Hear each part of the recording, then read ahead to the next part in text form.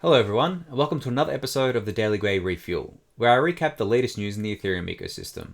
I'm your host, Anthony Sassano, and today is the 21st of December 2020. Alright, let's get into all the news from the weekend and from Friday, everyone. So, this news came out today, or yesterday actually, and I think this was the biggest news from the last few days. Basically, for those who don't know, Ledger, the hardware wallet manufacturer for basically the Ledger Nano S and the Ledger Nano X, had a data breach a few months ago in June of 2020 where customer details were kind of leaked out and they were being sold on, I guess, the dark or deep web, whatever you want to call it, over the last few months. I saw somewhere that the prices of these kind of databases were ranging anywhere from 5 Bitcoin to 10 Bitcoin per purchase, which is obviously a lot of money right now. It's over $100,000 on the for 5 BTC. So it wasn't readily available to everyone. It was kind of being purchased by people who thought that they could use that information to conduct like phishing campaigns through emails or through SMS. I personally got a lot of SMS phishing attempts from some contact named Ledger, which I thought was silly because I was like, I'm not going to obviously click on that, but unfortunately a lot of people do. And since then, I guess it's been a few months now, and people kind of gotten over buying it, so it just got kind of leaked out onto the dark web or the deep web, and anyone can kind of like view this database now. And the worst part is, for those, I mean, you're probably aware of it by now, but I think the worst part of this whole breach is the fact that physical addresses were leaked. So people's home addresses or PO boxes, if they use them, I guess, were leaked. Anyone in the world can now see this. And what the kind of like the worst thing about this is that these are physical addresses tied to a purchase made on, a hardware wallet for cryptocurrency. So basically, your address is only on there because you purchased the hardware wallet, obviously because you have cryptocurrency. So if someone wants to look at that and check your address, they know for a fact that you own some amount of cryptocurrency and that you're someone that could possibly be targeted by them if they wanted to come to your physical location and steal your assets or something like that. Now, I don't think this is like a huge risk for a few different reasons. One, if someone actually really wanted to target you and come and steal your assets, they would be able to get your address through a few different other means.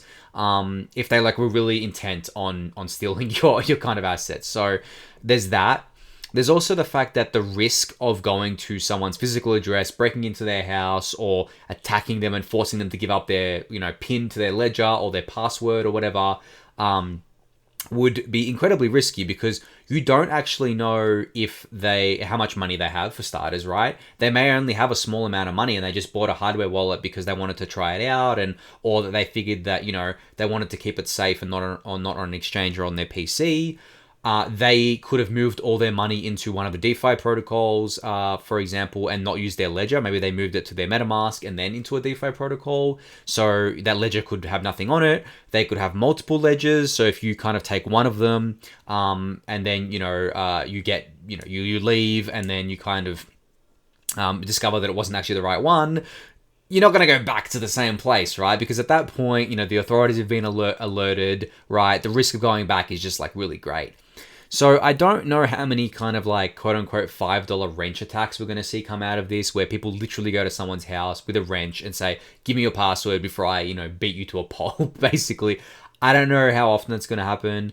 It might happen to the really high net worth kind of individuals, maybe. I don't know. But the thing is, though, if the database leak doesn't have kind of your addresses on there, right? Your crypto addresses. So you don't know who has what. And for the people that you do know are high net worth individuals, say like the Winklevoss twins, right? You already know that they're rich, right? You didn't need this database, and you already know that they hold crypto. You didn't need this database leak to tell you that. So if you look at the nuance behind it, you feel a bit better about this. And I say this as someone whose personal details were leaked completely in this, unfortunately. There's no point me hiding that, since you can go see it anyway. I had so many people DMing me about this, basically. So I must have been one of the first people they looked up. But that was quite a thing to wake up to this morning. But anyway, I don't think it's a concern for most people on this list. I think the risk of someone coming to your house is quite low. I was joking to my friends that, in Australia right now, the borders are all closed. The international borders and the state borders are actually closing again due to another outbreak of coronavirus. So really, I mean, I only have to worry about like the people in my general vicinity. So it's just maybe a bit of a saving grace there, but unfortunately, that's kind of what a lot of people have to deal with right now, and it's unnerving, right? It's just because there's a low chance doesn't mean there's no chance. Like, people don't feel comfortable with the internet knowing where they live, basically. So that sucks a lot in that regard. But I think in general, yeah, I don't know if we're going to see a lot of these kind of wrench attacks happening.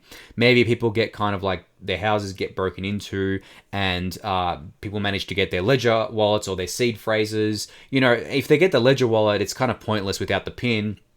If they get the seed phrase, I mean, that gives them everything, right? The seed phrase is the kind of password, I guess, to all of your addresses. So I think that the takeaway here for me is that store your seed phrase away from your wallet if you can, your hardware wallet if you can, in another residence if you can. I think that would probably be the best kind of course of action here. I also think that if your kind of details were leaked, then maybe consider using a PO box next time instead of your home address. Like, that's what I'm going to be doing from now on. Use a PO box for like shipments and stuff instead of my home address and things like that. So yeah, I think it's a lesson for a lot of people here, a harsh lesson, and I'm really disappointed in Ledger. Obviously, they didn't mean for this to happen, but this is pretty much one of the worst data breaches that could have happened, given the data set here, right? People who own crypto, right, and their home addresses freely available on the web, not a good mix, but it is what it is, and I guess it's out there now, not much we can do about it. As I said, there's more of my thoughts in the Daily Grey newsletter, and there's a few other tips in there as well of how to stay safe. But basically, yeah, if you are affected by this, know that I'm right there with you. I know how you feel, but there are, it's not, to me, it's like not the world is ending kind of thing that kind of Twitter made it out to be today. At least that's my opinion of it. I think there's more nuance to that, as I just explained, and I think in general most people are going to be okay. They're not going to get like attacked or anything, or their house broken into or whatever. But maybe I'm wrong. I hope I'm not wrong, obviously, but we'll see as time goes on. The other biggest piece of news that came out over the weekend was those regulations that I was talking about, I think last week or the week before. I think I've been talking about them for a couple of weeks now. Those regulations out of the US around self-hosted wallets, and people thinking that they were going to ban self-hosted wallets and all this sort of stuff. And, I never really believed that they were actually going to ban the self-hosted wallets. I thought that was kind of like way too far, and I mentioned that. But basically what actually came out and what the proposed kind of regulation was is that, and Jake Travinsky's thread does a really great job of summarizing it here, but basically the TLDR is that for deposits and withdrawals over $3,000 involving a non-custodial wallet, VASPs, which is virtual asset service providers, which is basically centralized exchanges and custodians, would have to record the name and physical address of the wallet owner. As I mentioned last week, the exchanges already have this data. They literally have that as part of their records on their database. They tied to your KYC on the centralized exchange. So I think these are really, I don't think this is really well thought out regulation. I think all this does is basically make it more costly for exchanges to keep track of this stuff. Because not only do they have to record all this stuff for anything over 3K, they also need to report any deposit or withdrawal over $10,000 to FinCEN in the form of a currency transaction report. Now, this is basically going to increase the compliance cost for exchanges by a lot, right? Think about how many customers they have. They have to make sure that they get this right and abide by this law. There's no way around it for them. They have to do this. It's not law yet, but if it was to be law, they have to do this. And Jake goes on to say that FinCEN says there's requirements are necessary to quote, combat the financing of global terrorism, end quote, open quote, address transnational money laundering, close quote, and then Jake says you get it. And this is always the way that the government likes to tie things up in, right? If it's not, terrorism, it's save the children, it's money laundering. It's always the same kind of frankly bullshit excuses that they make up in order to rush these things through. And if you've been paying any attention to the traditional finance space and all the stuff that goes on there's tons of dodgy things that go on there. And these banks and stuff get just a slap on the wrist for it. A few of you might remember, or some of you might remember, a few years ago, there was a massive HSBC scandal with drug cartels laundering their money through there. And I think the fine ended up being less than the profits that were made by HSBC. And there's numerous examples of this, right? All the time. So these regulations are just like so pointless for what they're trying to do. I think it's just, obviously the government trying to do what the government does best and assert more control onto the population. But as Jake notes, this could have been a much kind of worse set of regulations here. It's not the worst that could have happened. They could have banned self-custodial wallets. That's like probably the worst. But yeah, so I'll link Jake's thread because it's quite long here. I'm not going to go through the whole thing. I'll link his thread. It's really great. Jake is one of my favorite lawyers within the crypto space. He's constantly on the ball with this stuff and he knows exactly what he's talking about. So I'll link this thread for you to go check that out. Jeremy Allaire from Circle, the issuers of USDC, also put out a kind of thread here. I guess he was more critical than Jake was, I think, in terms of how much crap was in this regulation, to put it mildly. He basically says a lot of the same things, but he goes on to... I'm not going to read the whole thread, but he goes on about how there wasn't enough time put in for review of these regulations. I think they've only given 15 days for comment, I think till January 4th or something like that, until they basically are going to try and shove this into kind of law and to make this binding. So yeah, I'll link this thread as well. I'm not gonna go into it here, but another great thread to read on this. But TLDR, if this goes in, it's not the worst thing that can happen. It's actually just really crappy for exchanges and custodians and general centralized service providers. It doesn't really matter for you as an individual if you already use these services, because all this information was already available to law enforcement. They just needed to request it. So this is just one less hoop that they would have to jump through, I guess. But if they really wanted to come after you for something, then they could easily have gotten this information anyway. So that's that. Interesting tweet from Hayden Adams over the weekend. So he goes on to say, you joke, but legit, the coolest thing about this page is not Uniswap competing with centralized exchanges. It's Uniswap being the only one with the country sanction blank. And he goes on to say, Ethereum is the closest thing to a country that Uniswap has. Now, this is what he's talking about. For those who are watching the video, there's a screenshot here of Messari's kind of dashboard where they link these centralized exchanges, and they have a column for country.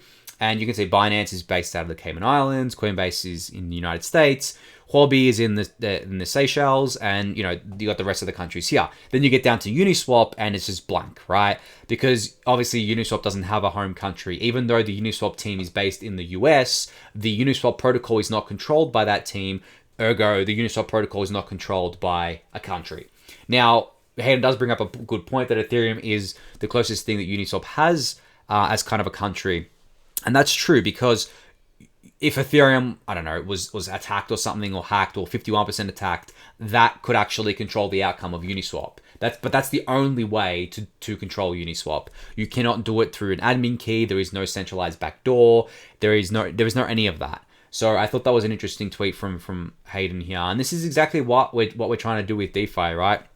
Eventually, every DeFi protocol should have a blank country kind of row there, because I think a lot of them still have admin keys, right? A lot of them still have backdoors, and obviously that doesn't make them decentralized, because the law enforcement in that country can basically force the team to do things if they have a central admin key or something like that. So yeah, really interesting tweet from Hayden here. So this caught my eye. It didn't really get much attention, but the reason why it caught my eye was because Morgan Stanley's head of digital asset markets apparently said that DeFi is poised to keep its momentum in 2021. Now, you're probably thinking, well, yeah, no, no shit, right? Of course, this is gonna happen, right? We all know DeFi is gonna keep growing. It's not slowing down. It's getting so crazy that I can't even keep up with it anymore. Which means that I don't think anyone can, because I try to keep up with everything and spend all day looking at this stuff. But yeah, the fact that kind of Morgan Stanley's head of digital asset markets says this was really cool. I think, as I've been talking about on the show over, I guess, the past couple of weeks, we're going to see more of these kind of like centralized players blur into the decentralized world and come into it and kind of see how they can make the most of it. I wrote a newsletter on this last week in the Daily Gwei where I basically said, CeFi on DeFi was the title of the piece, and I went through how centralized finance is going to tap into the DeFi rails because they're just going to offer them so many opportunities to make money for themselves and their customers, and to offer their customers different experiences too. So I think, we're not there yet in terms of getting, I guess, the Morgan Stanleys of the world to offer their customers a DeFi solution in terms of like saying, hey, you can get like 5% yield on your dollars through us, and in the background, the bank's actually using Compound or YEarn or something like that. That's not going to happen for quite a while, mainly for regulatory reasons, I would suspect, and security reasons. They're not going to put and liquidity reasons too, right? They're not going to put billions of customer deposits into YEarn or something like that, or to Compound, right? That's just not how it's going to work. It's going to be a slow kind of scaling in from these centralized players, but it's definitely going to happen. I have no doubt. There is no doubt in my mind that we're going to see this play out over the next few years. The Bankless guys like to call this the protocol sink thesis, if you want to Google that and check that out. And I think it rings true.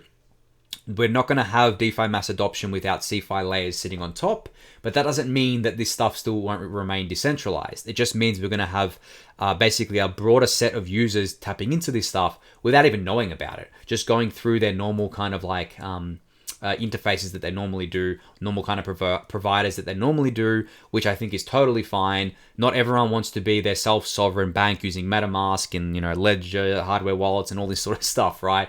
Some people just want the kind of easy, simple thing to do. They don't have time to research these things, and that's fine. And that's, I think, what these kind of institutions and companies are going to offer to them. Interesting tweet from Chris Berniski here today. I thought was quite funny. So he basically says, for those that argue ETH has underperformed BTC, remember that in the original permissionless sale, 1 BTC bought you 2,000 ETH, and 1 BTC today is worth $24,000. 2,000 ETH today is worth $1.3 million. And then he says, no wonder they're so bitter. I've brought this up before as well, and I actually made a joke that if ETH has been a better store of value than Bitcoin since it launched. But yeah, the growth here is just insane. If you had bought ETH at the sale, which was, I think it was about 30 cents ETH at its original kind of ICO back in 2014, I believe, mid 2014. You would have basically been able to purchase it for 1 BTC, which was around $500 or $600 at the time, if memory serves me correctly. And obviously now ETH is worth, when I'm recording this, it's $600. It's dropping a bit quick there. Maybe it's less by the time this video goes out, but it's around $600 right now. So that is an incredible gain on your capital in just 5 years, right? Or I guess like 6 years if you count like the original 2014 investment as the start date there. So yeah, I guess if you were just to hold your Bitcoin through all of that, you still would have made money, right? If you bought Bitcoin at $600, I don't think you're bitter about it being at over $20,000. Or I guess maybe you are because you should have bought ETH instead. But yeah, this was just a great way to visualize that. And a fun fact, I actually, when I first discovered kind of crypto, it was in 2013. It was just Bitcoin back then, right? I bought some Bitcoin. I kind of rode up that first wave from $100 to $1,000, and I thought I was a genius and everything, ha ha ha. And then it kind of crashed, and I was like, okay, maybe I'll just kind of sell what I have, and then this is over, right? I actually fell for the narrative that Bitcoin had died back then. For those who ran around in 2013 and 14, it was totally different to what it is today, like 100,000% different. The biggest exchange at the time was Mt. Gox. It wasn't Coinbase, and that obviously collapsed at around that same time. So yeah, it was totally different. But the funny thing is, I sold my BTC and kind of exited crypto just as Ethereum was going into the limelight, so early 2014. And then I obviously missed the sale. I missed Ethereum. I actually didn't hear about Ethereum until early 2017. Even though I had been in crypto beforehand, even though I was active online and things like that, I was like a huge gamer and stuff like that. It's amazing to me that I didn't hear about it until early 2017 still. Not once. So that's quite, I guess, funny to think about, because you kind of think about the bubbles that we might be stuck in, whether that be crypto bubbles or other bubbles, and how social media algorithms will tune themselves to your own little bubble, and you can miss a lot of things. So regret from me, but luckily I bought into early 2017, a bit of ETH, and kept buying since then, and it's been fine. But yeah, maybe a lot of the earlier Bitcoiners who didn't buy into ETH and just held their BTC all the way through are bitter that they could have made a lot more money. But that's the aim of the game. I don't think you should hate something just because you didn't make money on it. That's not, I don't really hate anything because I didn't make money on it. There's plenty of things I missed out on and didn't make money on. I'm not resentful towards it, but some people like that, right? Some people get annoyed by that and use that, but it is what it is. But yeah, interesting tweet out from Chris today. Pool Together announced over the weekend that they have raised a fresh round of capital led by Parify Capital, and with participation from Nascent, which is a very active DeFi venture, DeFi fund, Robot Ventures, which is run by Robert Leshner from Compound, Metacartel, which is the DAO incubator kind of platform, the Lao, which is similar to Metacartel, Huobi DeFi Labs, which I didn't even know was a thing, but apparently Huobi has a, I guess, fund centered around DeFi now, and the usual angels that you see like Stani and from Aave and Kane from Synthetics. These two guys are literally on every raise that I've seen these days, like pretty much all of them, especially in DeFi. So it's quite funny whenever I look at the angel list, the angel investor list. I'm like, okay, yeah, Stani, Kane, that's fine, that was expected. And Jordan is listed here as well. Jordan's the COO at Aave, which is pretty cool to see. So yeah. For those of you who don't know, Pool Together is basically this no-loss lottery platform where you can put in capital and buy tickets, and basically the prize is not from the capital that people put in, but it's from the interest earned on that capital. So this has been, this was one of the really popular DeFi Legos early on, and I still think it's quite popular now. It's not as big as I guess people would hope it would be, but I think this is one thing that would actually appeal to mainstream a lot more than people in the DeFi space. Because in the DeFi space, there's so much, like if you're in DeFi, right, and you understand what's going on, there's so much kind of stuff you can do with your capital that locking it into this kind of like, I guess, pulled together lottery probably isn't the most efficient thing, but it is safe, right? It's much safer than the other stuff. And it's on autopilot. You don't have to worry about it, whatever. Whereas people that aren't in DeFi and aren't in crypto, I think this would appeal to them, right? It feels like a lottery, but it's a no-loss lottery.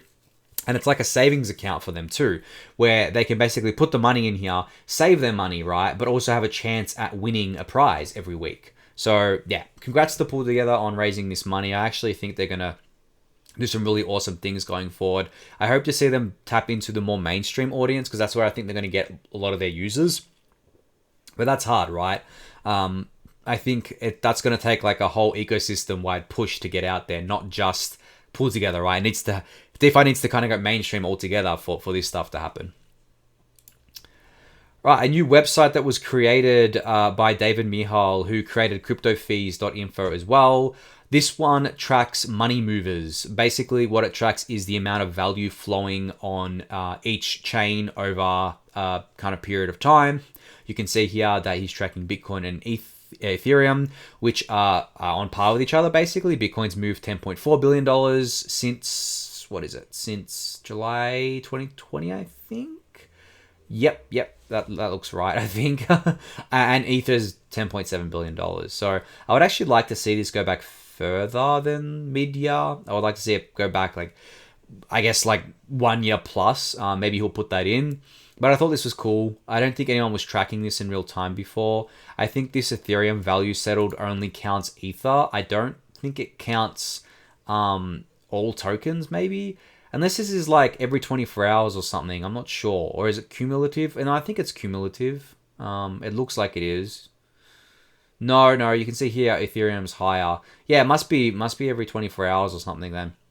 Okay, maybe that could be clearer. Maybe I should give him some feedback on that. So yeah, it seems to be every 24 hours because you can see here Ethereum kind of like spiked up here during DeFi summer and it's come back down. So that means it would include, I guess, like the tokens on Ethereum as well, which makes sense. So yeah, really cool kind of tool from David here. He's actually built a few cool things lately. Like I can click through here, crypto fees and Ethereum nodes. So I think I've shown crypto fees on the episode before where it tracks the different kind of fees that blockchains are generating and the apps on those blockchains as well.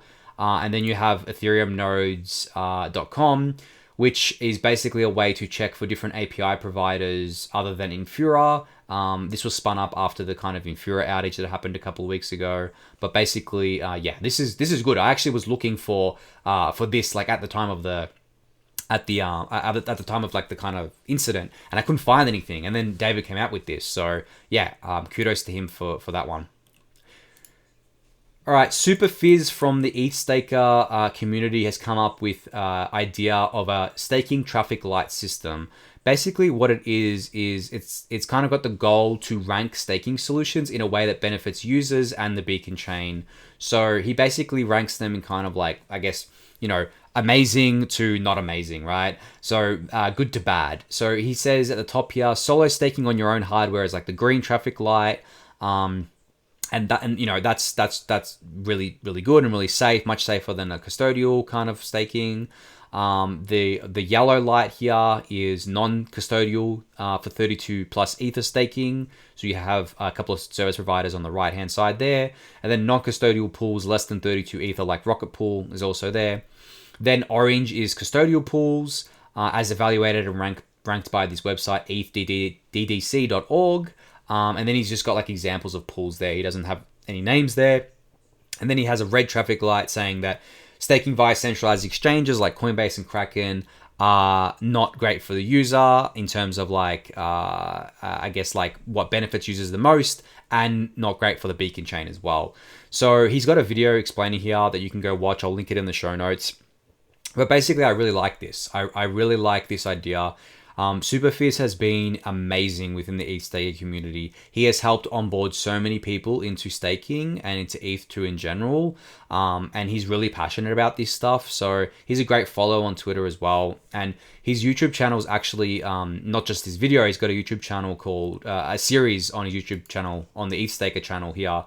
If I load this up, ETHStaker, it's called, and he's got a series called State of the Stake. So it's a good way to keep track of like ETH2 and staking and all that. So yeah, definitely recommend subscribing to his channel there.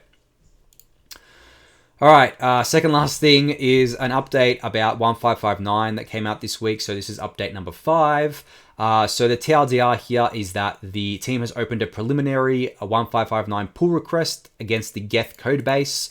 This is like the first stages of getting it into the Go Ethereum client, which is really hyped to see and really cool to see.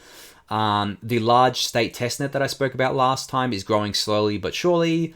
Early results for transaction pool management are very promising. Nethermind, another Ethereum 1 client, is going to release a new R&D notebook analyzing miner collusion very shortly. And there's lots of new 1559 papers and talks. I will link this in the show notes. You can go check it out. I'm not going to go through the whole thing on this, but yeah, you can go check it out for yourself. Lastly, a very interesting tweet from Proto Lambda. For those who don't know, Proto Lambda is a Ethereum 2 researcher at the Ethereum Foundation. He is constantly praised as one of the kind of like top researchers within ETH2 that no one really knows about.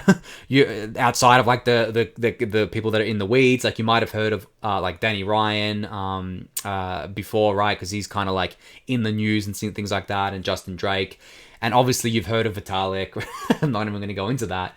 But yeah, so Proto Lambda put together this thread that ETH2 stuff is still happening. So there's a lot of stuff that is being worked on from basically doing code reviews for preparing for phase one with building blocks, syncing the beacon state and serving arbitrary state Merkle proofs, which is SSZ, which is super technical, and I'm not going to try explaining it to you because I don't even understand it.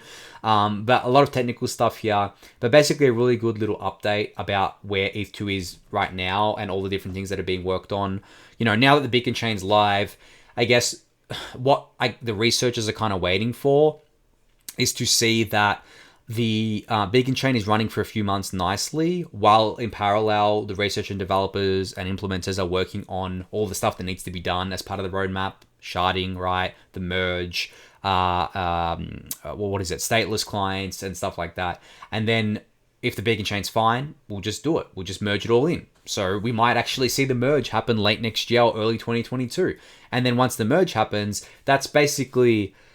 sharding should be in by then as well. So that's basically it. That's basically like ETH2 rolled out, and then we could have a nice to have later on of phase 2 of ETH2, which isn't actually required because with the merge happening and everything, and with layer 2 with optimistic rollups and stuff like that, we can actually get that full scalability and usability benefit. So yeah, that's really, really cool. And I'm going to be monitoring this closely. I think it's the holiday period now, right? So updates are going to be kind of like scarce on this sort of stuff. People are going to take a well-deserved break, especially the ETH2 research and developers are going to take a very, very well-deserved break after launching this thing that has over $1 billion of value locked in it. It's chugging along really nicely. So yeah, kudos to Proto Lambda for putting this thread together. And I think that's it for this episode. This has probably been my longest one. I don't actually know how long this has been. I think it's over 30 minutes now. But yeah, thank you all for sitting through. There was a lot to get through. I hope you enjoyed it. Give the video a thumbs up if you did. Subscribe to the channel if you haven't already. Subscribe to the Daily Gwei newsletter and join the Discord channel. And I will see you all tomorrow. Thanks, everyone.